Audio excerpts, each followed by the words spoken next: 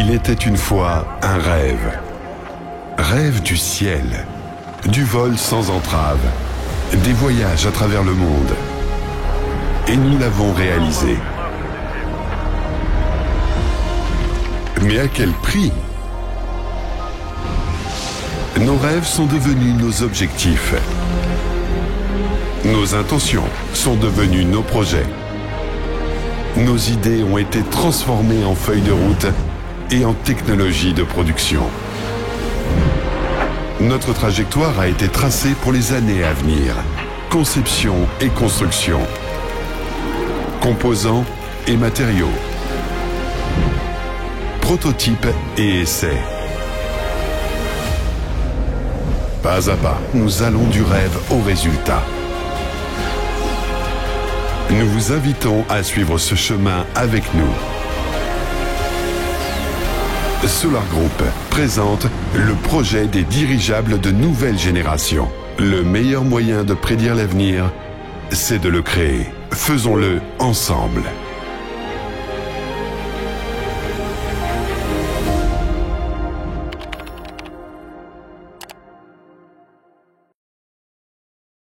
Bonjour à tous. Ça fait longtemps qu'on ne s'est pas vu. Nous sommes de retour dans les bureaux de la société Aeronova dans le cadre du projet Dirigeable de nouvelle génération. Comme toujours, je suis Fyodor Konstantinov, accompagné de Gennady Dabanine. Parlons des dernières nouvelles. Où nous étions il y a un mois, sur quoi nous étions arrêtés. Oui, ce ne serait pas une mauvaise idée. Laissez vos commentaires, dites-nous ce que vous voulez entendre, posez vos questions. Aujourd'hui, on va faire rapidement en format croisé, car il y a beaucoup à faire, et ce mois est passé. Et donnez-nous vos retours. Est-ce que vous entendez et voyez?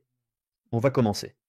N'oubliez pas de partager vidéo avec amis, connaissances, partenaires, pour qu'il y ait spectateurs. Il y a eu du monde qui s'est réuni et a regardé en ligne. Allez-y, top 5 des questions les plus brûlantes tout de suite, en direct. Qui va écrire? De quoi voulions-nous parler déjà? Se rappeler ce qui s'est passé le mois dernier. Il s'est passé pas mal de choses, on a fait tomber la Nova 01. Je peux en parler, si je ne l'ai pas déjà fait la dernière fois. Probablement, je n'en ai pas parlé. D'abord, félicitations à nous tous, nous avons eu un accident avec un dirigeable. Comme toute machine, un dirigeable est une machine, il arrive qu'il tombe en panne. Voici un exemple qui n'est pas le meilleur, il ne faut pas chercher à l'imiter, mais la société Boeing traverse en ce moment une très mauvaise passe, ils ont des problèmes avec leurs avions, ceux dans lesquels les gens voyagent. Il y a toujours quelque chose qui tombe en panne, il s'écrase quelque part, et ainsi de suite. Par contre, une entreprise européenne de construction aéronautique en profite et récupère habilement des parts de marché. À propos de nous, il s'est trouvé qu'il y avait un groupe d'investisseurs, ils regardaient avec enthousiasme, filmaient, nous n'avions pas le droit de voler ce jour-là, il y avait du vent à 12 mètres par seconde, il est interdit de voler. Comment un groupe est venu? On a décollé, on a volé, c'est très bien passé. À la demande de ceux qui scandaient, on s'est approché de l'hangar, il était interdit de s'approcher. Près du hangar, tu te souviens pourquoi? Des courants d'air particuliers se forment. Exactement, il a été attiré vers le sol, il a percuté. Bref, on a perdu notre dirigeable et on ne l'a retrouvé qu'à 10 km de là. D'ailleurs, beaucoup commentaient à ce moment-là, regardez, le dirigeable est tombé, il s'est cassé, mais il a quand même redécollé et s'est envolé. Le ballonnet inférieur déchiré, volume de gaz intact. Une poutre s'est détachée, celle avec la surcharge, il volait en surcharge. Plus léger que l'air, il est monté, s'est stabilisé à 300 mètres, a parcouru 10 km, puis est tombé. On l'a cherché longtemps. Quand on l'a retrouvé, les autorités locales ont eu des discussions. Quand ils ont appris que c'était nous qui faisions des essais, ils étaient contents de voir que tout renaissait en Russie, ils nous ont aidés. Finalement, le lendemain, on a récupéré le dirigeable, car impossible la veille. Il était allongé dans un marécage. Et après ça, on n'y a plus prêté attention, parce que c'est à ce moment-là que les nouvelles sur l'aérolait ont commencé à affluer. Ce qu'on avait, c'était le premier gonflage de l'enveloppe. Vous avez vu les postes, on le gonflait. Et, à partir du moment où on a gonflé l'aérolait, on aurait dû l'assembler dans le mois qui suivait, plutôt l'assembler et le faire décoller. C'était une nouvelle récente et importante, le fait que des représentants d'une certaine république étaient venus, en gros, il était censé voler. Mais tout ne s'est pas passé sans accroc avec l'enveloppe, on a résolu tous ces problèmes complexes que lundi dernier, après de longues discussions. Pour revenir au Nova 01, bien sûr, nous l'avons récupéré, tout s'est très bien passé avec lui, aucun des mécanismes, ordinateur, batterie, moteur, contrôleur, microcontrôleurs optiques, toutes les antennes, routeurs et autres, les ventilateurs du système VGS, les vannes, les récepteurs de pression, les capteurs de pression et 90% du dirigeable est resté intact. Bien sûr, la structure de la nacelle a été endommagée, mais ce ne sont que des tubes en aluminium rivetés de 5 minutes de boulot et l'enveloppe a été déchirée. Nous avons déchiré l'enveloppe, le volume de gaz y s'échappait de nous, et nous n'avions pas installé de dispositif de déchirure. Il existe un dispositif spécial, même si tout s'éteint, qu'il n'y a aucune communication avec lui, que rien ne fonctionne, on appuie sur un bouton via un canal radio séparé, une membrane est brûlée dans l'enveloppe principale à une certaine altitude, la quantité de gaz s'échappe et il se pose. Une partie de l'enveloppe de gaz reste. Bref, ce dispositif n'était pas là. On a un peu triché, on a commencé à faire tourner les hélices, la barre pivotante. On a entaillé l'enveloppe avec les hélices, car elle était comme ça, elle avait perdu de la pression. Il n'y avait pas de ballonnet. Bref, on l'a bien allumé. Et donc, dans l'expédition de sauvetage du dirigeable, Gennady, moi, Shamil, David, Christina. En gros, quand nous sommes arrivés sur place, nous ne nous sommes pas vraiment concertés, disons, en temps réel, avec nos chers collègues du monde du dirigeable, et en particulier avec Vladimir Egorouchkov, qui a refait, ou plutôt digéré, un nombre absolument incalculable de ces enveloppes de dirigeables. Tout ce qui a été fait depuis hier jusqu'à 30 ans, c'est son œuvre en Chine, en France, en Russie ou en Israël. Bref, il aurait fallu lui demander conseil.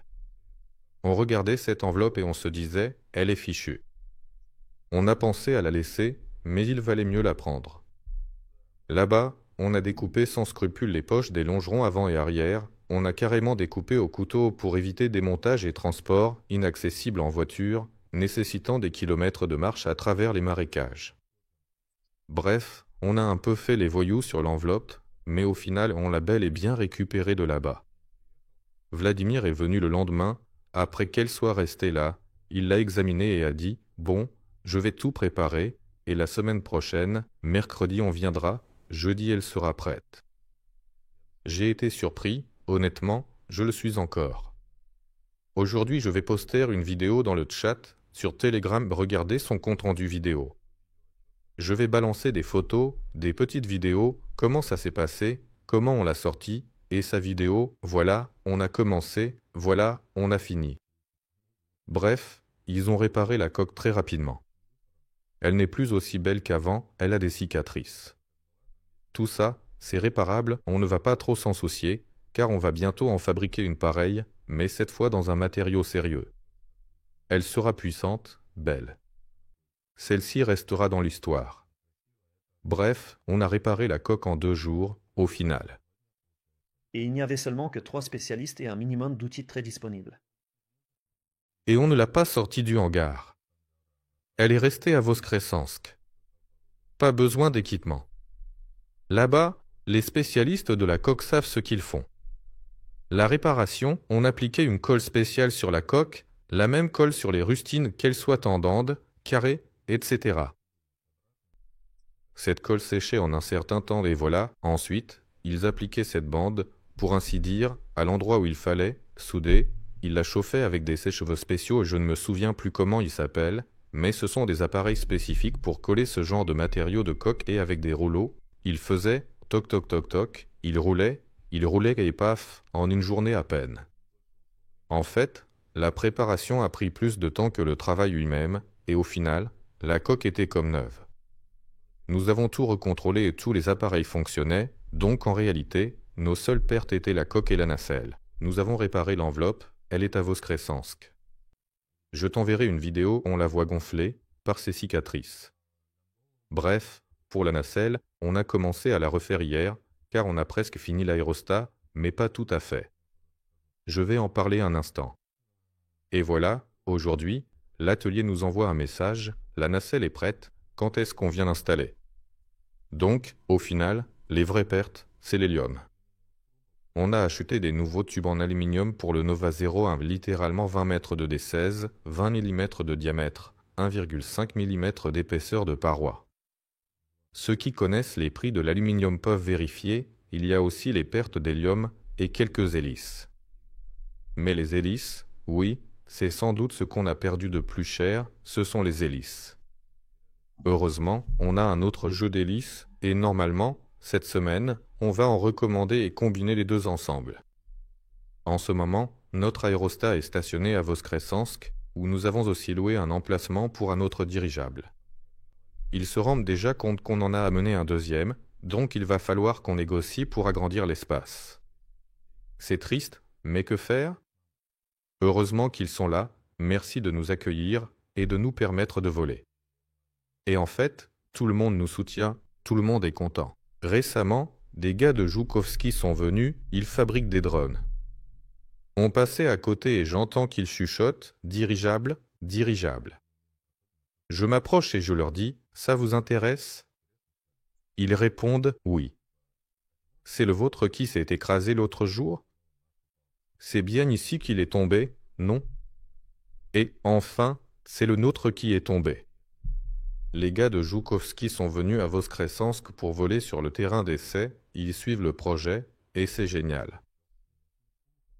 Donc, la rumeur est arrivée jusqu'à eux qu'il y avait des gars à Voskresensk? Je ne sais pas, par rumeur ou autrement, ils suivent un peu ce qui se passe. En gros, tout le monde était au courant de ce qu'on faisait, de ce que c'était, ils montraient du respect et disaient « Occupez-vous de cette cause louable, allez-y, on vous soutient ». Et voilà que maintenant tout coïncide, notre aéroplane est déjà prêt pour être rempli de gaz hélium, et puis il y a aussi la Nova 01. La semaine prochaine, probablement, nous verrons les deux dirigeables sous hélium déjà avec la portance, tout comme il se doit et nous décollerons. Je peux vous en dire un peu plus sur l'aéroplane. En gros, depuis que notre Nova 01 est tombé, et qu'on a vu la première photo de l'aéroplane sur Internet, on a, eh bien, pris les mesures de l'enveloppe et il s'est avéré qu'il fallait la refaire. À l'intérieur, je ne me souviens plus très bien, en fait il n'y a pas assez d'images, il me semble, je vais aussi les envoyer dans le chat aujourd'hui. Regardez, l'aéroplane doit être large à l'arriéré, disons, assez plat. Et pour lui donner cette forme, en plus de la découpe spéciale, il devait aussi y avoir à l'intérieur des membranes comme ça, qui relient, en gros, le dos et le ventre, il devait y en avoir plusieurs, et grâce à des programmes spéciaux, on pouvait modéliser l'enveloppe et faire. C'est un peu comme si on la gonflait pour voir ce que ça donnerait au final, et on a essayé, on s'est dit, les membranes ne sont pas nécessaires, on enlève la membrane, ce sera plus léger, l'enveloppe coûtera moins cher. Et on s'est laissé convaincre par cette idée et on a dit, allez, vas-y. Et voilà le résultat de ce « allez, vas-y », elle tendait à prendre une forme cylindrique. Donc, à partir de la première photo, on l'a découpée, ressoudée, on a ajouté ses membranes, bref, on l'a refermée après. Ensuite, tout a pris une semaine de plus, puis une semaine supplémentaire. Au final, on a reçu l'enveloppe à Voskresensk. Là-bas, on ne pouvait pas l'utiliser parce qu'il lui manquait la queue arrière. L'aérostat se compose de l'enveloppe principale, dans laquelle se trouve le gaz porteur. Dans cette même enveloppe, il y a un ballonnet rempli d'air qui sert à compenser la différence de pression. Depuis le ballonnet, un conduit d'air passe le long du dessous. Et à l'arrière, il y a encore une troisième cavité d'enfin, ce n'est pas vraiment une cavité, mais plutôt un réservoir, si on veut, c'est la queue. Donc, si la première est celle qui contient le gaz, il y a aussi une petite queue à l'arrière, elle est remplie d'air et communique avec le ballonnet, et ils se gonflent ensemble. Elle sert à ce que cette structure, la queue qui est faite d'un cadre en aluminium fixé à l'enveloppe principale à l'arrière comme ça, et pour remplir ce vide, ici, la bâche recouvre, il faut la gonfler, oui, à l'intérieur. Et cette queue, ceux qui cousaient l'ont sans cesse essayé, et il n'arrivait pas non plus à nous rendre l'enveloppe principale. En gros, ce n'est que la semaine dernière, à partir de lundi, que nous avons commencé à travailler activement avec l'enveloppe de l'aéronef parce qu'on ne nous l'a rendue que vendredi. Avant cela, et d'ailleurs, nous l'avons gonflé comme je l'ai déjà écrit dans un post et nous avons trouvé environ 15 fuites, oui. Tout cela, encore une fois, c'est le problème du fait que nous n'avons pas encore notre propre production, parce que les dirigeablophiles expérimentés savent comment souder des coutures complexes. Après tout, l'hélium, les fuites d'hélium, c'est vraiment crucial. Et en ce moment, nous fabriquons l'enveloppe chez des amis qui, disons, travaillent avec des structures gonflables, et pour eux, une fuite d'air, ce n'est pas si grave, parce qu'il y a toujours un ventilateur qui maintient la pression, il s'allume, s'éteint, ça consomme quelques watts. Mais ici, ce ne sont pas des watts, c'est de l'hélium, les processus ne sont pas conçus pour traquer ces détails. Pour eux, ce sont des broutilles, mais pour nous, ce n'en sont pas. Si l'air s'échappe, l'hélium, comme le dit Vladimir Egorouchkov, tu ne crois pas à la superfluidité de l'hélium. Allez, ça va, la pression tient bien, même si la pression chute dans l'air, avec l'hélium elle chutera beaucoup plus vite. Donc voilà, on a reçu ça vendredi, on a vérifié vendredi et samedi, on a trouvé le problème, on a réparé, et à partir de lundi, disons depuis lundi dernier, on a eu accès à l'aérostat pour commencer à tout installer dessus. Différents éléments avaient été soigneusement et précisément préparés. Vous avez peut-être déjà vu là-bas un empennage à 4 plans distincts et spécifiques, avec 2 dérives verticales bien visibles et 2 plans horizontaux bien définis. Oui, ils sont tous montés sur un même cadre rigide. En fait, toutes les pièces étaient traites, la structure est en aluminium, maintenue par des rivets, il y a des équerres, des colliers, des renforts triangulaires, il y a vraiment de tout. Tout cela avait été préparé à l'avance, mais malgré tout, tout était assemblé sur place. Dans le poste, il a déjà été mentionné que la forme réelle de l'enveloppe diffère beaucoup de la forme théorique. Bref, on a galéré toute une semaine rien que pour fabriquer cette queue, pour fabriquer la nacelle avant, pour fabriquer la nacelle de chargement, sur laquelle le train d'atterrissage est maintenant monté. Il y a donc 3 points d'appui principaux, une seule roue se trouve positionnée dans la nacelle avant, et 2 autres roues, situées sous le ventre de l'appareil, sont montées sur la nacelle de chargement. La nacelle de chargement, on peut sans doute l'appeler ainsi. Donc, on a assemblé la semaine dernière, et puis une délégation est venue, jeudi, nous étions, en fait, à la représentation permanente de la Yakoutie, où il y avait des représentants de l'administration ainsi que des représentants des entreprises qui se développent en Yakoutie. Là-bas, il y a vraiment de grands projets qui sont en cours de réalisation et qui le seront à l'avenir, et tout le monde comprend bien les problèmes liés au transport, à la logistique. Pour mettre en œuvre de grands projets, il faut des solutions. Pour réaliser de grands projets, oui, il y a des problèmes logistiques et il faut trouver une solution. Et là, en fait, les représentants des entreprises, enfin, des grandes sociétés, appelons-les comme ça, des sociétés bien connues, pour l'instant, on ne peut rien nommer. En gros, ils en sont déjà venus eux-mêmes, au sein de leurs équipes de projet, à la conclusion précisément la technologie des dirigeables peut résoudre ce problème. Et il n'y a pas eu de situation où Aeronova faisait une présentation ou essayait de convaincre quelqu'un le dirigeable est nécessaire, utile. Au contraire, c'est nous a appelés là-bas, comprenant que c'est nécessaire, utile, et nous avons discuté quoi, en quelle quantité, où, d'où, quelles mesures soutien, quel délai réalisation projet. Nous avons exposé nos plans, nos capacités, comment tout cela pouvait être combiné et développé dans une direction commune. C'était jeudi, et samedi il voulait venir voir l'aéronef volant. Hélas, il n'a pas volé samedi pour de nombreuses raisons. C'est ce report éternel, de tous les côtés, il y a des retards, que ce soit du côté des spécialistes des enveloppes ou d'autres. Même notre système de contrôle, qui, à première vue, aurait dû être prêt avant tout le reste, puisqu'il fonctionne déjà sur la Nova 01, il suffisait d'en prendre un identique et d'en refaire un pareil. Non, en fait, elle a un nom interne d'un truc du genre, maquette à la va-vite, c'est quand on fabriquait nous-mêmes les circuits imprimés multicouches, qu'on les gravait, qu'on les créait, par exemple quand on réalisait des microcontrôleurs pour le réseau optique. Et dans ce format, tout était prêt, il suffisait de prendre, de faire pareil, de l'installer sur l'aéronef. Non, on s'est dit, faisons des circuits dignes de ce nom, concevons-les, commandons tout chez Rezoni et assemblons enfin des contrôleurs corrects qui seront installés sur la Nova 2. En gros, on a aussi rencontré pas mal de difficultés avec ça, donc pour l'instant on ne va pas faire comme ça, on a finalement reporté cette tâche à la Nova 2 pour l'hiver afin que tous ces contrôleurs soient prêts.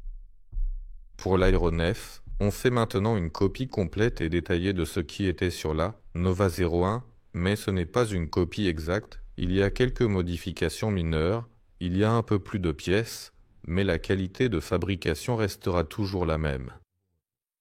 Et c'est pour ça que samedi, on n'a pas volé pour plusieurs raisons.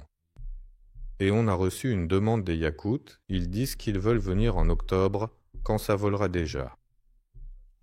Et donc, en octobre, tout va voler à la Nova 01 et l'aéronef. C'est intéressant de voir comment l'aéronef va voler, parce qu'avec la Nova 01, tout était clair. C'est une forme classique, tout le monde la connaît, les ingénieurs, en production, et tout le monde. Et elle avait un modèle dynamique, un bon modèle mathématique, toutes les souffleries, les centrages, les équilibrages, tout avait été calculé, et tout allait bien, elle volait. Et ceux qui l'ont vu en vrai voient que l'appareil est maniable, surtout en tenant compte qu'il est petit et donc difficile à piloter. Plus c'est grand, mieux c'est. Celui-là, mais pour l'aérolait, pour l'instant, c'est l'inconnu. Nous avons bien sûr créé un modèle mathématique et l'avons testé en soufflerie, mais, comme le montre la pratique mondiale de ces 20 dernières années, voire plus, beaucoup comprennent tous les avantages et les atouts des appareils hybrides, mais jusqu'à présent, personne n'a réussi à vraiment les stabiliser et à les contrôler correctement. Et croire dur comme fer que notre aéronef va voler, c'est sûr que c'est génial. Et on va y croire. Bien sûr, ce n'est pas seulement qu'on y croit, on fait tout pour que ça arrive. Mais ce sera intéressant de voir, évidemment, ce que ça donnera en réalité. Pour l'instant, tout se présente de façon optimiste. J'espère que tous les problèmes rencontrés lors de sa fabrication, en quelque sorte, prennent d'avance tout ce qui aurait pu arriver, mais qui, du coup, n'arriveront pas en vol. Sinon, ce que je peux dire de mon côté, toute cette histoire avec l'aéronef, avec les hybrides, ça inspire, c'est beau que ce soit pour les domaines d'application ou pour l'économie. Et dans l'ensemble, c'est comme une véritable bouffée d'air frais pour la construction de dirigeables modernes. Il est clair que les formes classiques ne disparaîtront pas pour autant. Si c'est un dirigeable vraiment minimaliste, qui soulève ce que d'autres ne peuvent absolument pas soulever, qui transporte là où d'autres ne peuvent absolument pas aller, quand on compte chaque sou par tonne kilomètre, break time égale 0,5 s, alors ça, c'est vraiment du grand classique. En gros, ça va marcher. Oui, il transporte simplement quelque chose du point A au point B, mais pour des missions vraiment intéressantes comme transporter 60 tonnes, puis revenir sans chargement retour, ou voler à une vitesse plus élevée, et puis, tout simplement, avoir une allure impressionnante. Voilà, ce sont leurs appareils hybrides. En réalité, on peut aussi concevoir un appareil classique pour qu'il revienne sans ballast et il n'y a vraiment rien de compliqué là-dedans. Mais justement, quand tu regardes attentivement un aérolet, tu y vois vraiment quelque chose d'extraordinaire, un truc tout droit venu du futur, c'est vraiment absolument fascinant et captivant. Donc on y croit, on fait tout pour qu'il vole, il volera. Et sur quoi construire un grand modèle ? Pour ce qui est des grands, c'est clair, les formes classiques, les appareils classiques sont nécessaires, importants, demandés, et avec eux, tout ira bien. Par exemple, les dirigeables de surveillance ne seront pas du tout hybrides, ils seront uniquement équilibrés, uniquement classiques. Il y a de vrais clients pour les dirigeables de surveillance, nous y travaillons en ce moment. Je ne pense pas avoir déjà eu l'occasion de le dire, mais il y a aussi des clients issus d'une grande entreprise. Ils possèdent des milliers et des milliers de kilomètres d'infrastructures qui les intéressent, et ils doivent recevoir 2 fois par semaine des statistiques complètes sur tous ces sites. Ils en sont également venus à la conclusion, de leur propre chef, que très probablement ces dirigeables sont arrivés chez nous et nous élaborons maintenant ensemble la feuille de route du projet, comment, étape par étape. Nous en viendrons finalement à ce qu'ils disposent d'un véritable réseau de ces dirigeables de surveillance qu'ils pourront entretenir et gérer eux-mêmes, etc. Autrement dit, nous avons un client qui souhaite une solution clé en main pour le développement d'un vaste réseau de surveillance. Le client est très sérieux. J'espère sincèrement que tout se passera bien avec lui et que nous répondrons à tous ses besoins spécifiques, à ses exigences précises, etc. Break time égale 0.5s. Pour l'instant, tout semble positif, donc la solution classique est celle avec laquelle nous avons commencé dès le début, elle est vraiment nécessaire, vraiment importante, et donc Nova 01 et Nova 2 sont déjà prévues, ainsi que la Nova 8. Autrement dit, elles font partie de la première vague C, disons, notre voie sûre, qui fonctionne à coup sûr. Il y a 100 ans, on volait déjà comme ça, rien n'a changé, les lois de la physique sont restées les mêmes, elles voleront à coup sûr, et elles sont vraiment indispensables alors que les hybrides arrivent avec un peu de retard, donc on verra comment le premier hybride va voler. On espère que tout se passera bien avec lui. Si ça ne se passe pas très bien, on pourra toujours modifier quelque chose, et on le fera. S'il y a une chance que tout fonctionne parfaitement, bien sûr, on ira jusqu'au bout, et dès qu'on comprendra que oui, ça marche, on passera à la construction du grand modèle. En réalité, ils sont eux aussi déjà dans une sorte de format semi-conçu et bien établi, parce que l'administrateur Sergueïevitch Kmel n'a jamais vraiment lâché ce sujet important, il l'a poussé avec une détermination inébranlable, il s'est battu avec acharnement pour cela pendant de nombreuses décennies. En fait, ils ont dû, en gros, faire un pas en arrière pour concevoir un petit modèle. Celui-ci fait au minimum 3000 mètres cubes, ils ne sont jamais descendus en dessous, donc il y a même une certaine marge, mais tout sera ajusté en fonction de cela. Même maintenant, alors qu'ils ont commencé à travailler activement sur le petit modèle, ils ont commencé à faire les calculs, l'aérodynamique, à le créer, la forme a beaucoup changé, conceptuellement, elle est restée la même, on l'appelle la forme à 3 saucisses, quand il y a un grand volume central et 2 petits sur les côtés. Avant, ils étaient tantôt symétriques, tantôt plus grands, tantôt plus petits, mais grâce à l'aérodynamique, la forme a été parfaitement affinée et elle est désormais définitive. Cela n'a pas eu un impact majeur sur le développement du grand appareil. Là-bas, la forme a changé et nous passerons aussi à celui-là. J'ai sorti un express en un mois, qu'est-ce qui s'est passé, les amis? Et pour la Nova 2 aussi, il s'est passé pas mal de choses vraiment très intéressantes. J'avais envoyé une image à ce moment-là, break time égale 0.5s. On me demandait où étaient exactement les machines à souder. Et dia, tout est déjà en Russie. Nous avons eu quelques événements particulièrement intéressants concernant les locaux où tout cela devait être installé et mis en place.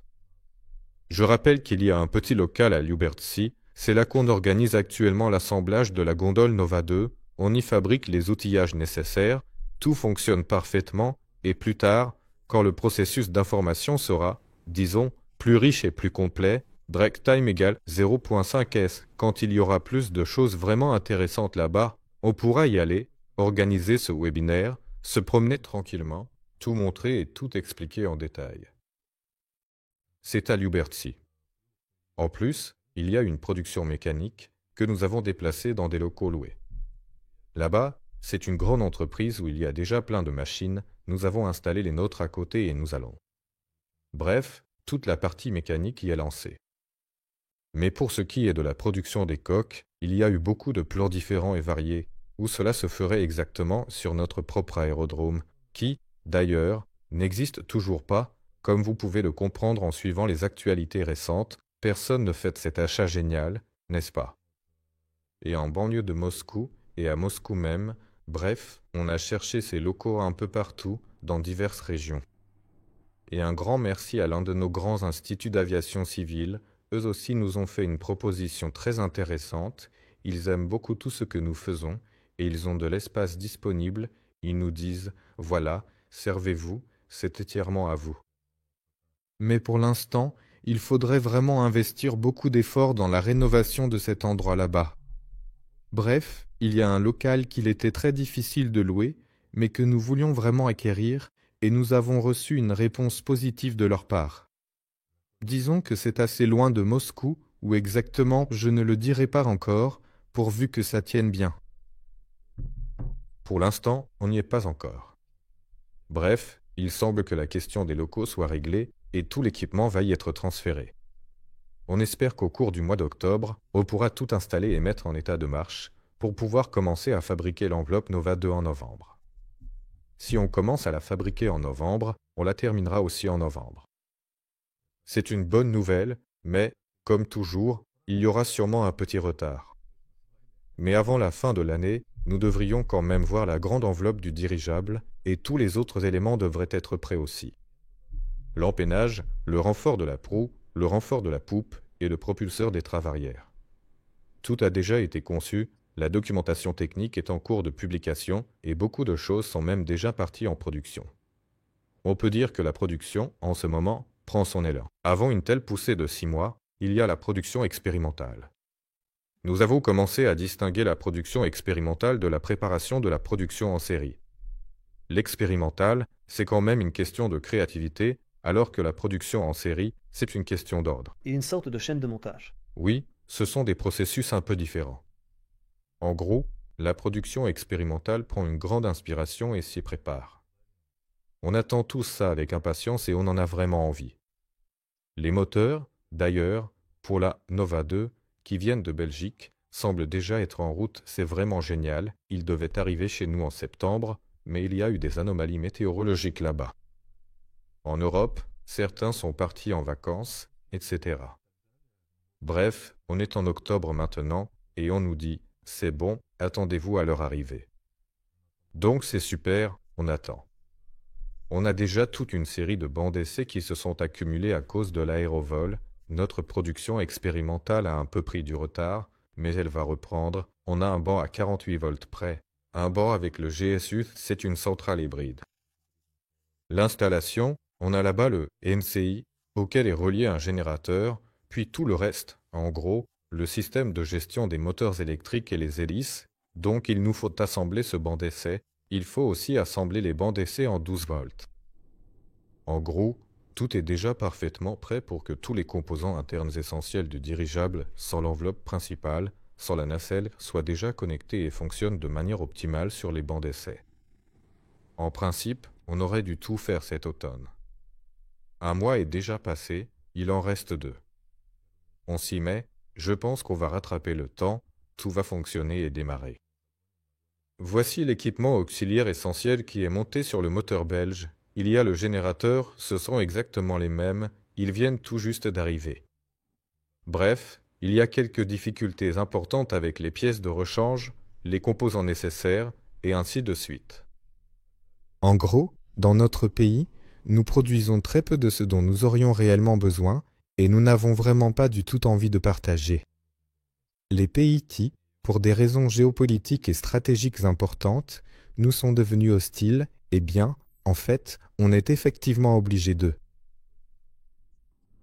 Il faut donc négocier par l'intermédiaire d'autres pays, plus amicaux, pour qu'ils achètent là-bas et nous les transfèrent ici.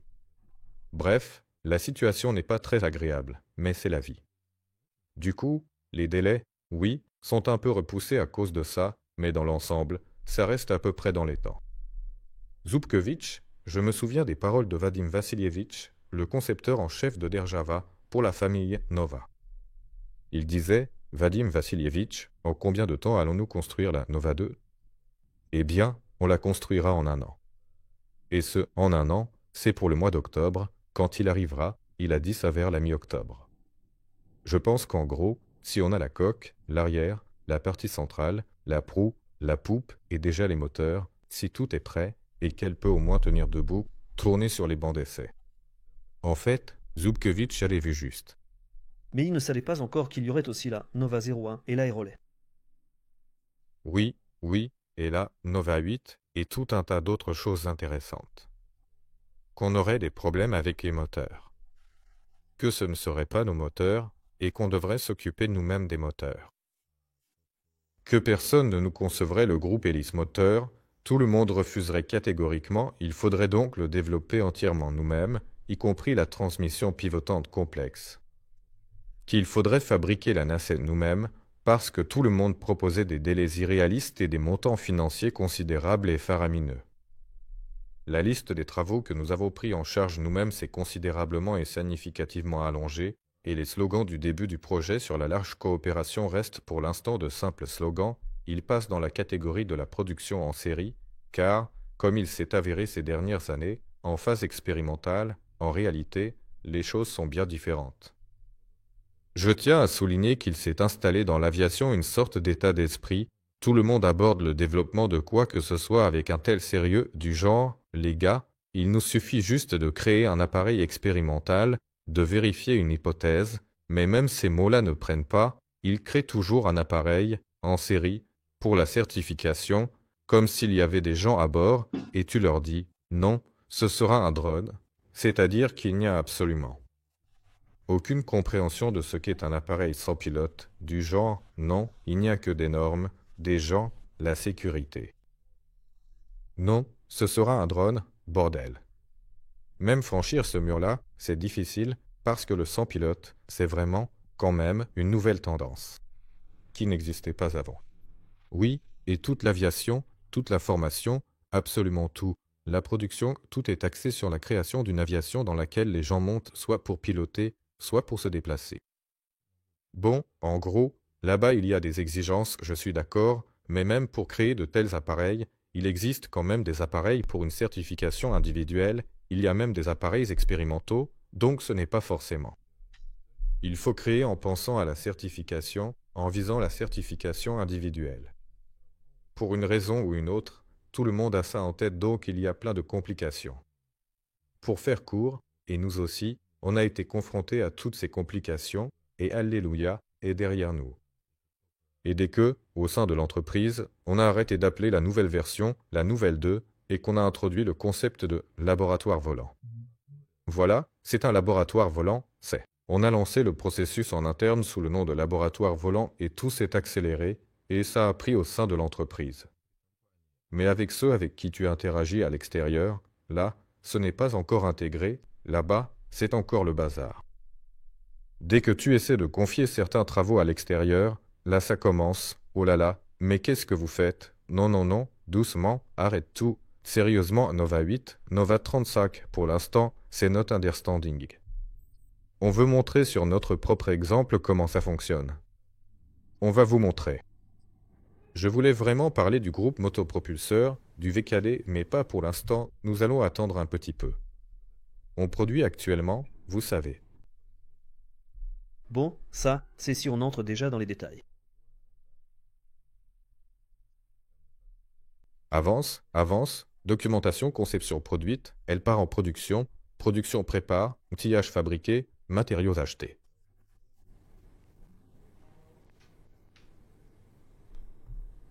On peut essayer de passer doucement aux questions. Allez, voyons, réagis absolument à la demande. Quelles sont les 3 questions brûlantes, vraiment importantes et pertinentes, que tout le monde attend avec impatience? Et où est exactement le contenu incroyable et captivant de ouf? On va y arriver aussi. Première question, quand est-il prévu d'acheter l'équipement et les matériaux pour fabriquer l'enveloppe du dirigeable elle-même? Quels seront les principaux composants utilisés et est-ce qu'une partie d'entre eux est produite en Russie? L'équipement, déjà acheté sur le territoire de notre pays, il ne reste plus qu'à le recevoir. Les matériaux achetés sont déjà dans notre entrepôt, tout est là. En Russie. Nous sommes actuellement en négociation avec plusieurs entreprises afin de lancer la production d'un matériau local ici, mais pour l'instant, tout cela est difficile, compliqué et impossible. Il existe un matériau certifié provenant d'un pays ami, et pour l'instant, il est logique de se concentrer dessus. Je comprends parfaitement, l'année prochaine, par avant cela, nos partenaires russes finiront par pleinement réaliser que c'est absolument nécessaire et quelqu'un acceptera de s'en charger. Il faut des investissements considérables pour rééquiper les lignes de production et mettre en place le processus technique adéquat. D'habitude, ce genre d'usine met un certain temps à démarrer. Une fois que c'est bien lancé, les lignes de production produisent le matériau à la chaîne et plus personne n'y touche vraiment. Autrement dit, personne ne va modifier une ancienne ligne juste pour toi, il faut en créer une nouvelle, et ça, ce sont des investissements dans l'espace, dans l'équipement, dans le personnel, dans le temps. Pour l'instant, personne n'a d'intérêt à produire des lots expérimentaux. Quant à l'équipement, c'est pareil, il est chinois. Pour l'instant, ça nous suffit largement. Amplement suffisant. Bon, on continue, racontez-nous, dans la mesure du possible, ce qu'il en est de la commande d'un lot de Nova Zero en amélioré et des éventuels versements d'une partie des revenus aux participants dont Semyonov avait parlé en août. Je ne suis pas sûr qu'il l'ait dit exactement comme ça, il me semble.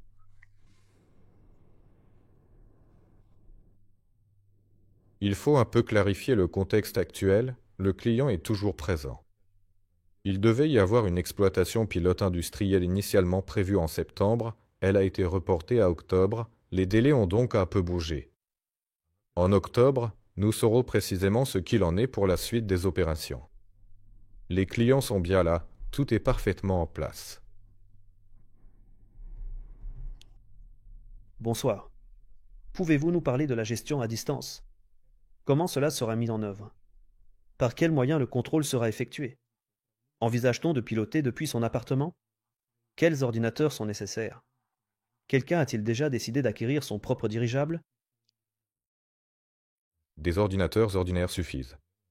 On peut même gérer ça via une version web, ce n'est pas gourmand en ressources. Le plus important, d'avoir une bonne connexion Internet.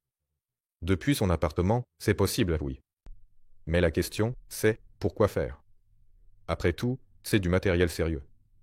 Pour les petits appareils, comme un faux-fond quelconque qui vole quelque part, que ce soit depuis un café ou même depuis un smartphone, cela ne fait vraiment aucune différence.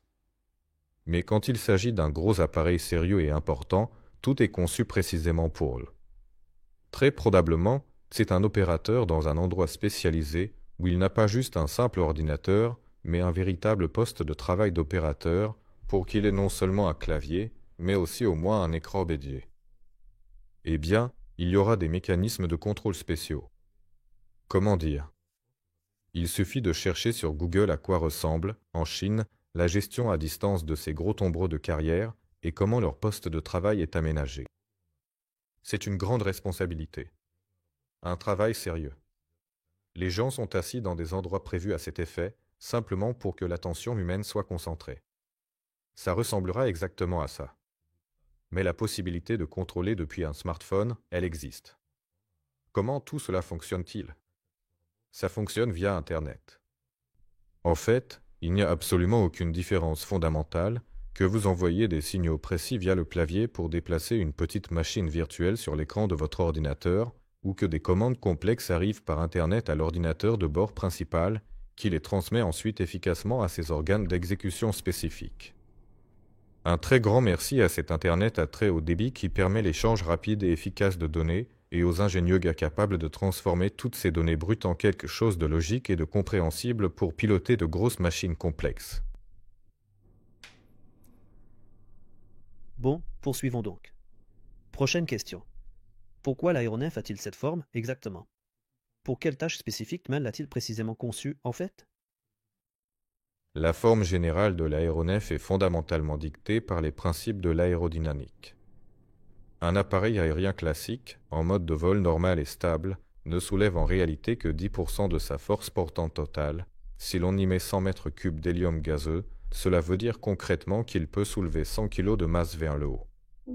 Donc, il peut effectivement emporter 10 kg de charge utile avec lui, et les 90 kg restants correspondent précisément à la masse propre de l'enveloppe du dirigeable lui-même, des hélices propulsives, des moteurs puissants et de tout le reste de l'équipement nécessaire. C'est-à-dire qu'une surcharge de 10 à 15%, une marge de sécurité considérée comme tout à fait acceptable, correspond à une utilisation normale et parfaitement fonctionnelle des dirigeables de forme classique, ceux qui sont conçus selon les principes traditionnels et éprouvés de l'ingénierie aéronautique. Par exemple, Kmel possède un grand appareil hybride, il peut porter non seulement grâce à l'aérostatique, mais aussi grâce à l'aérodynamique. Un appareil classique, lui, a une forme de coque symétrique, c'est un corps de révolution, lorsqu'il se déplace, il ne génère de portance que s'il y a un certain angle d'attaque. Si l'on vole simplement en ligne droite, il n'y a aucune portance, seulement la traînée frontale. Mais le dirigeable de Kmel, même s'il avance tout droit sans angle d'attaque, génère, grâce à sa forme, comme une aile, une portance supplémentaire. Il peut ainsi transporter une charge bien plus importante, jusqu'à 100% de sa portance. C'est-à-dire que si le nous 01 peut porter 10 kg, l'aérolet peut en porter 100 dans des volumes comparables. Pourquoi tout cela? Pour augmenter, disons, le rendement même du vol. L'appareil, certes, devient un peu plus gourmand. Oui, il est plus difficile de fabriquer la forme, mais il y a tout de même des avantages. Il faudrait d'ailleurs organiser des webinaires avec Kmel pour en parler plus en détail. Discuter, c'est d'ailleurs une question qui revient tout le temps ici, au bureau. On se réunit au comité scientifique et technique, et très souvent, les puristes mettent la pression sur les partisans des hybrides en disant que cette fonction n'est pas du tout nécessaire, tandis que les hybrides essaient de prouver qu'elle l'est. Je me contente simplement d'observer objectivement les experts et de me fier à leur avis. Mon opinion personnelle, oui, l'avenir appartient évidemment aux appareils hybrides, mais il est tout à fait possible d'augmenter facilement le degré d'hybridation même dans une version classique. Autrement dit, sur un appareil classique, il n'est pas forcément nécessaire de se limiter à 10%, tu peux très bien en emporter 50%, simplement en augmentant la puissance spécifique de l'appareil lui-même, et c'est tout. Oui, tu ne pourras pas profiter de l'aérodynamique, mais tu peux jouer sur l'angle d'attaque. Certes, la traînée frontale va augmenter. Bref, il y a beaucoup de « mais », et c'est justement pour ça qu'on commence avec de petits appareils, afin de tester toutes les hypothèses et théories en pratique, pour comprendre concrètement comment tout cela fonctionne, parce qu'en bureau, sur ordinateur, on peut modéliser indéfiniment. Seule une machine en vol révèle tous ses avantages et ses inconvénients. Nous n'avons pas besoin de passer des décennies à construire un seul aérolander, ni de dépenser des milliards de dollars. Nous avons décidé de construire l'aéroavion au milieu de l'été, je crois. Là, il va déjà voler cet automne, et nous comprendrons tout parfaitement. En gros, l'appareil hybride est fait pour transporter de lourdes charges avec les mêmes dimensions. On va vérifier. En pratique. Bon, très bien, on continue. N'essayez-vous pas d'acheter un aérodrome trop grand? Peut-être vaudrait-il mieux en acheter un petit, et il resterait assez d'argent pour construire un hangar. Et pourquoi pensez-vous qu'il est trop grand? D'abord, la taille de l'aérodrome n'est pas déterminée par nos envies, mais par nos besoins, que nous avons définis pour les 5 années à venir depuis le lancement du projet. Nous avons plusieurs dirigeables qui doivent être fabriqués, testés et stockés sur cet aérodrome. Et il existe des normes, combien d'espace est nécessaire pour un dirigeable, etc. Nous avons déjà envisagé la taille minimale possible, littéralement une piste agricole, une piste ordinaire. Simplement, les aérodromes agricoles se trouvent généralement à côté de champs qui sont encore cultivés aujourd'hui. Et trouver un aérodrome où tout le champ soit grand et dégagé, c'est assez difficile. Voilà le premier point. Et deuxièmement, les autres petits aérodromes, qui ne sont pas situés dans les champs, se trouvent tous en forêt. Là, en général, il n'y a qu'une simple trouée pour la piste d'atterrissage, et puis, à plus ou moins 50 à 60 mètres, la forêt commence déjà. Pour les dirigeables, non. Les dirigeables, c'est pour les champs. On ne peut pas les poser en forêt. On a aussi envisagé les petits aérodromes pour 3 fois rien. Si, par exemple, on regarde, il y a des informations publiques sur la vente d'aérodromes sur Alito, ils vendent Severka, ils vendent Podistra, et ailleurs, je crois qu'ils vendent aussi Miachikovo. Là on parle de centaines de millions, alors qu'ici c'était quelques dizaines, et il y avait moyen de négocier. Là-bas, tout se résumait simplement au fait que l'électricité. Il y a même un aérodrome, vous pouvez regarder, à Lukovitsi, ils vendent quelque chose comme ça pour 5 millions de roubles, c'est agricole, mais à côté ils plantent quand même du maïs, et il aurait fallu qu'on dessine des cercles dans les champs pour que les dirigeables puissent atterrir.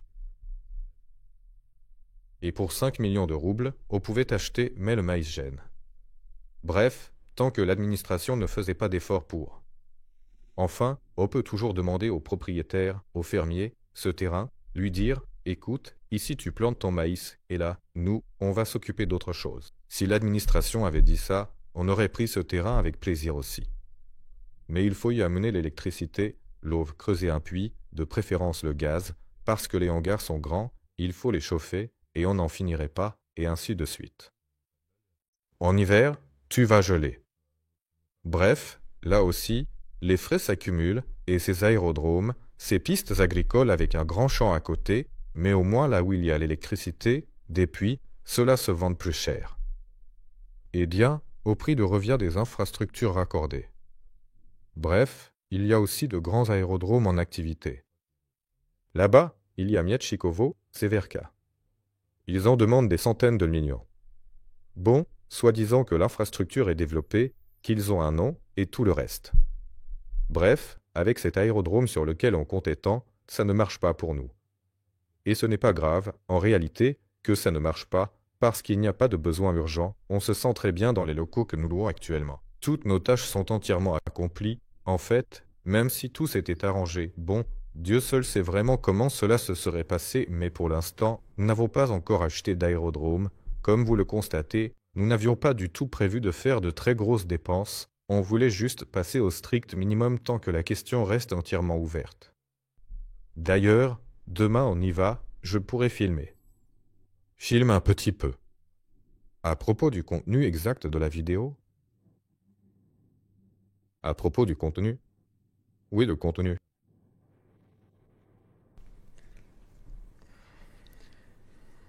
Bon, question suivante. Fiodor, est-ce qu'on a des postes vacants pour des pilotes de drones ou des opérateurs de drones ayant une expérience des expéditions polaires? Depuis 2022, cette personne est sans emploi, il n'est pas possible de voler. J'aimerais qu'il y ait plus de contenu vidéo avec lui, Aronov. C'est possible? Un pilote de drone, c'est comme un opérateur. Et bien, apparemment, oui. Volodia est assis là, il regarde dans le poêle, il ne nous entend pas, apparemment il n'entend rien. J'ai compris, je voulais dire que Volodia, c'est notre pilote de drone. Il a tout filmé. Oui, bien sûr, on en aura besoin, un peu plus tard. Il y aura plus de dirigeables bientôt. Pour l'instant, les deux sont encore en cours d'assemblage. On ne peut pas vraiment voler en drone dans le bureau. Nous allons bientôt obtenir nous-mêmes nos licences de pilotes externes. Nous avons déjà déposé une demande de formation. Il ne s'agit pas de transporter des drones, mais plutôt des aéronefs sans pilote, ceux de plus de 30 kg. Cela nécessite une formation spéciale qui dure plusieurs mois, avec l'obtention d'un véritable certificat de pilote et ainsi de suite. Une telle formation ne se fait pas si rapidement, il n'y a donc pas vraiment de file d'attente. En somme, nos propres pilotes apparaîtront bientôt. Pour les télétravailleurs, concernant les opérateurs de drones, il y a une adresse e-mail, envoyez-y vos souhaits, propositions, il y a des offres d'emploi, et ainsi de suite. Nous examinons les candidatures réelles, nous contactons ceux qui nous intéressent, nous organisons des rencontres. Donc, vous trouverez tout cela sur le site. Laissez vos coordonnées, sinon nous ne pourrons pas. Nous contacter? Jamais. Alors, question suivante. Quel est l'appareil qui se trouve contre le mur, juste derrière Fiodor? Je pense qu'il s'agit soit de... en coupe. Ah, précisé. Oui, là-bas, il y a un moteur à turbine à gaz de char en coupe. C'est une très bonne question. Pourquoi exactement il est là, à propos de lui? Ça, c'est une vieille radio, mais c'est bien une radio. Volodia, qu'est-ce qu'il y a dans le cadre, juste derrière moi? Une radio? Une turbine. Une turbine? On ne voit pas la radio? Bref, il y a un moteur à turbine à gaz là-bas. C'est la base fondamentale du système de propulsion que nous développons actuellement pour les dirigeables, à partir du V8 et au-delà. Pendant une année complète, nous avons développé un moteur à turbine à gaz avec des échangeurs de chaleur intégrés, d'une puissance électrique délivrée de 300 kW. Il est entièrement conçu et fabriqué chez nous, et toute la documentation technique nécessaire a été transmise à la production pour sa fabrication. En ce moment, nous traversons une période très intéressante, en fait, un véritable tournant. Pourquoi n'en avons-nous pas parlé et pourquoi n'en parlons-nous toujours pas? Eh bien parce qu'en réalité, réussir à organiser la production de toutes ces choses, à les concevoir, c'est déjà une grande victoire, en fait. Et de ce côté-là, tout s'est parfaitement et absolument bien passé pour nous, tout est absolument idéal, mais la production en elle-même, c'est l'autre face de la médaille, la face cachée. Et dès que nous comprendrons que tout se fabrique parfaitement, que chaque élément sera assemblé et installé avec soin sur le banc d'essai, alors nous lèverons un peu le voile et, pour ainsi dire, nous mettrons tout le poids de cela, je ne sais pas quoi, dans la balance pour montrer que tout va être absolument génial avec le temps et à l'avenir, dans les mois à venir. Cela semble très prometteur. Alors, une question, allez-vous également fabriquer les dirigeables en Yakoutie? Pour la Yakoutie, oui, en Yakoutie, il s'agira très probablement d'un assemblage en kit, peut-être qu'une partie des pièces y sera localisée, certaines, si tout est disponible sur place. Ce qui est génial, c'est qu'ils se sont tout de suite souvenus qu'il y a de grands locaux pour la construction navale, créés tout récemment, neufs, immenses. Ils ont dit « Oh, et nous n'avons même pas besoin de construire un hangar, c'est super !» C'était justement ce concept. Nous créons, là où cela nous arrange, notre aérodrome expérimental, ou plutôt notre dirigeable drone expérimental. Et pour le client, où qu'il se trouve, dans n'importe quel pays, nous devons être capables d'assembler le dirigeable sur place. Bien sûr, il est évident qu'il est parfois plus simple de transporter un grand dirigeable. Mais chaque situation est différente. Certains voudront avoir leur propre site d'assemblage, leur base de maintenance, leur service technique, etc. Pas de problème. Certains voudront simplement amener un dirigeable avec son mât d'amarrage plutôt que de le stocker à l'extérieur. C'est possible aussi. Tout peut se faire différemment. Pour la Yakoutie, il faut une flotte de dirigeables très importante. Enfin, très importante. Je dis ça car actuellement, il n'y en a tout simplement pas. Oui, des dizaines d'appareils avec une capacité de charge de 3, 30, pas 60 tonnes. Je considère que c'est beaucoup, nous avons de quoi faire. Et oui, là-bas, il y a de grandes sociétés de projets, des groupes de travail, il n'y a aucune improvisation arbitraire. Si objectivement cela devient une nécessité, alors ce sera une nécessité déplacer une partie de la production sur le lieu d'exploitation afin d'une part de s'enrichir de l'expérience et d'autre part de se transformer en station de maintenance. Eh bien, c'est ainsi que cela se passera naturellement. Il y a 2 pays en Afrique qui nous attirent déjà très fortement là-bas. Et ils essaient encore de nous séduire, c'est intéressant. J'espère que le webinaire n'est pas traduit. Ils disent « Créons cette coentreprise. Nous avons une quantité infinie de millions de dollars prêts à investir dedans. Nous avons le territoire du pays. Venez, construisez ici. » Oui, eh bien, évidemment, nous irons. Un peu plus tard, pour l'instant, nous allons nous installer ici. Alors, ce n'est pas vraiment une question à proprement parler, mais plutôt un commentaire important. Je ne comprends absolument pas pourquoi on envisage un retour à vide. Nous avons livré la cargaison utile, et au retour, nous pourrions charger les conteneurs avec des déchets, nous pourrions toucher de l'argent pour l'exportation de ces déchets, ou n'importe quoi d'autre de pertinent, en fait. Parce que ce schéma avec le ballast, c'est une question. Et si un oiseau percute votre dirigeable, est-ce qu'il ne va pas prendre feu, exploser ou tomber? Et dans la même veine, il y a la question du ballast, du genre « Pourquoi en a-t-on besoin? Il ne s'est pas volé sans ballast ?» Allez savoir. Une voiture non plus ne roule pas sans essence. Il y a beaucoup de subtilités avec différentes machines. Pour démarrer un avion, il faut une énorme sous-station pour produire de l'électricité afin de donner un coup de boost à l'avion. Ce n'est pas comme une voiture où il suffit de s'asseoir et de tourner la clé. Toute technologie sérieuse nécessite un entretien sérieux et comporte une multitude de subtilités incroyables pour qu'elle fonctionne correctement. Ça n'existe pas autrement.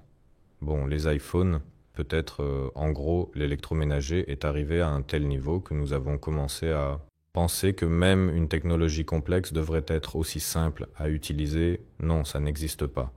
Donc le système de ballast, oui, tout va bien avec, je suis d'accord. On peut même ramasser les déchets, tout ce qu'on veut. Alors, on demande comment venir à l'exposition et comment soutenir concrètement Aeronova. C'est là, dans le chat. On a créé un espace spécial, ou plutôt un sujet dans le chat. Il s'appelle justement Dubaï Exposition. Toutes les informations s'y trouvent sur Telegram. En gros, regardez, il y a notre chat général, celui sur les dirigeables. Il y a un sujet là-bas, allez-y, et vous pouvez y poser vos questions. Mais en général, tout est déjà expliqué.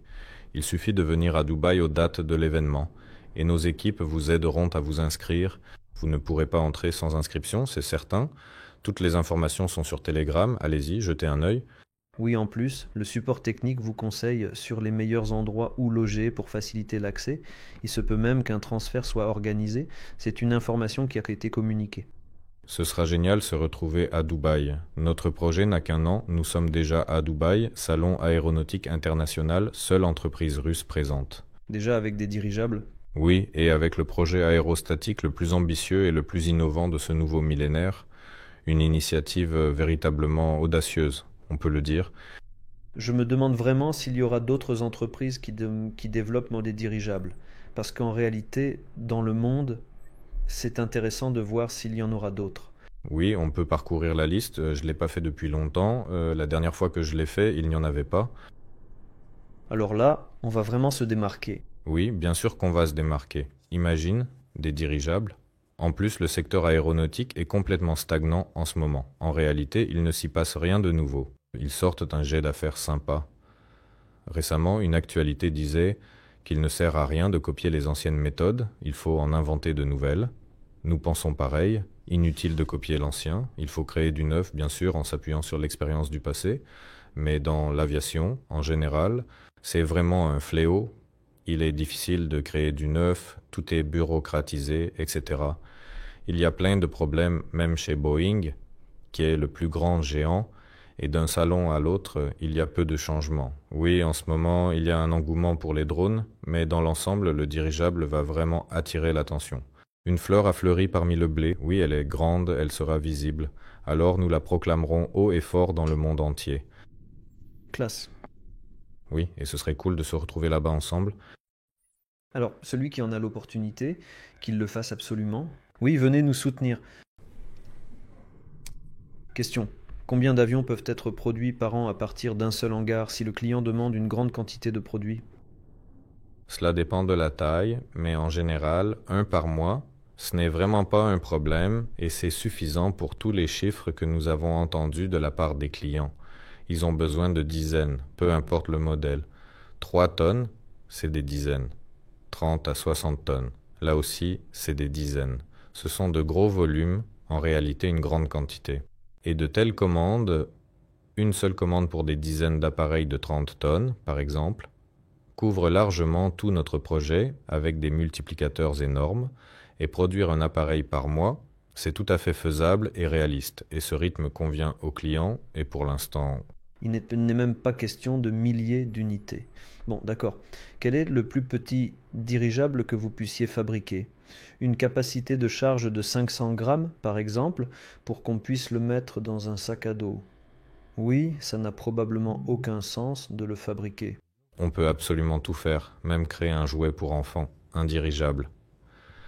D'ailleurs, les enfants de l'un de nos précieux collaborateurs, Dima Orlov, qui s'occupe spécifiquement des systèmes de contrôle, ont fabriqué eux-mêmes un petit dirigeable fonctionnel dans le cadre de leur activité périscolaire, de leur club de technologie et d'innovation, etc. Il nous l'a montré? Oui. Va voir. Tu pourrais même poster des photos dans le chat. Leur dirigeable fait environ 2 mètres de long, il a 2 petites hélices, il est télécommandé, il vole, bref, ils ont tout fait eux-mêmes de A à Z. Dima les a aidés, bien sûr, un petit peu, mais dans l'ensemble, voilà un dirigeable minimaliste. Les enfants ont réussi à en faire un de la taille de cette table. Il fonctionne. C'est un jouet. Il n'est fait que pour l'intérieur. Dehors, au moindre souffle de vent, c'est fini pour lui. De combien de fois le coût de la tonne-kilomètre d'un dirigeable inférieur à celui d'un avion? Le transport de marchandises dirigeable est plus avantageux qu'avion?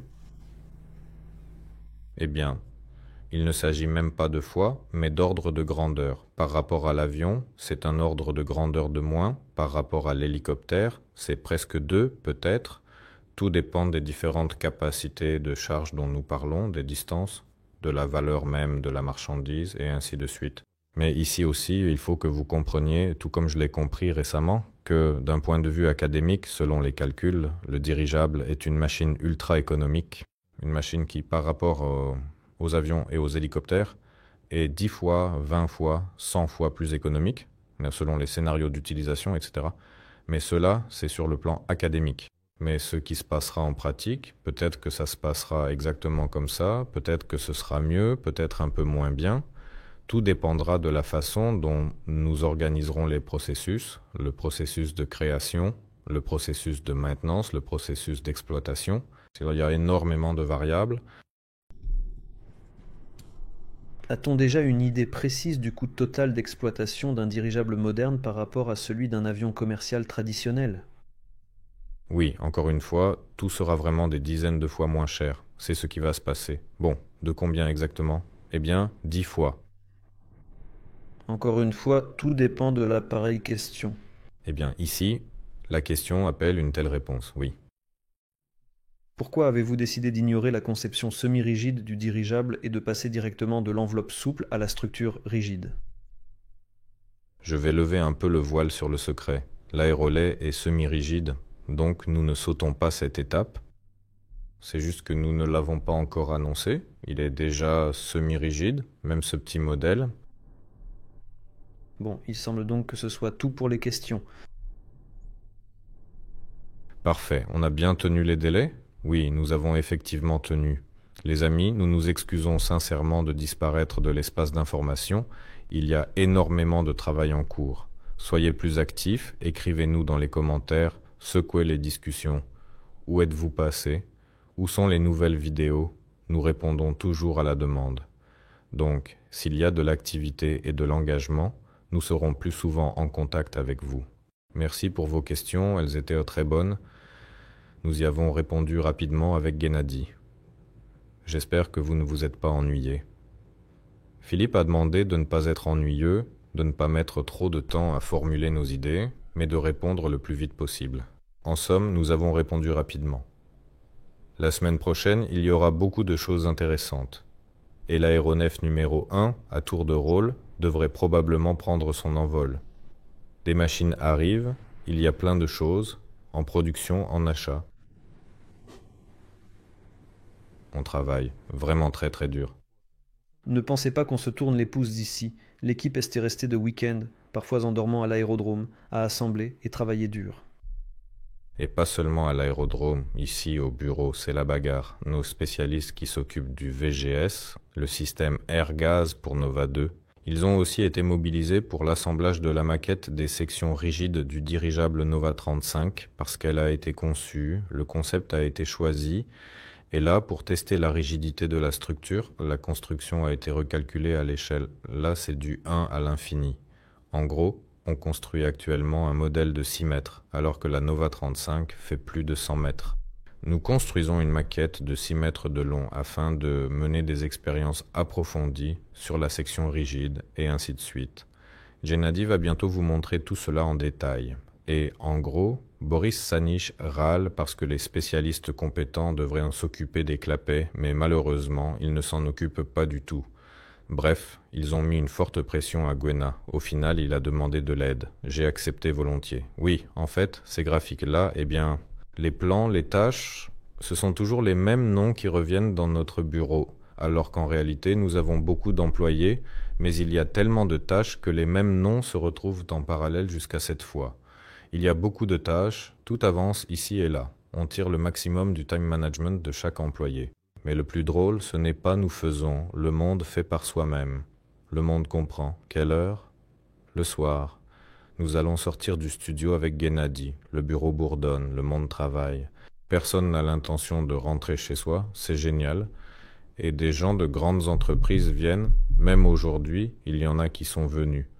Bon, je ne vais pas dire d'où ni qui parce qu'ils sont encore en activité, oui. Mais ce sont des spécialistes sérieux d'un grand secteur et ils demandent comment peut-on aider? Intégrons-nous, le pays a besoin de dirigeables. Donc, tout va bien, on avance. Voilà, au revoir à tous, merci pour ce direct, on file. Oui les amis, soyez actifs, n'oubliez pas de laisser des commentaires, des remerciements, peut-être des suggestions. Écrivez aussi vos critiques constructives, c'est important. Et on se retrouve dans les prochains épisodes. Au revoir à tous, merci.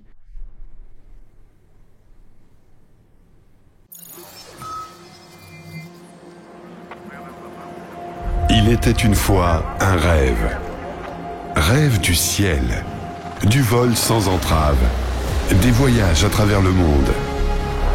Et nous l'avons réalisé. Mais à quel prix? Nos rêves sont devenus nos objectifs. Nos intentions sont devenues nos projets.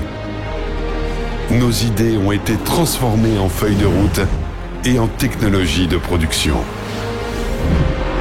Notre trajectoire a été tracée pour les années à venir. Conception et construction.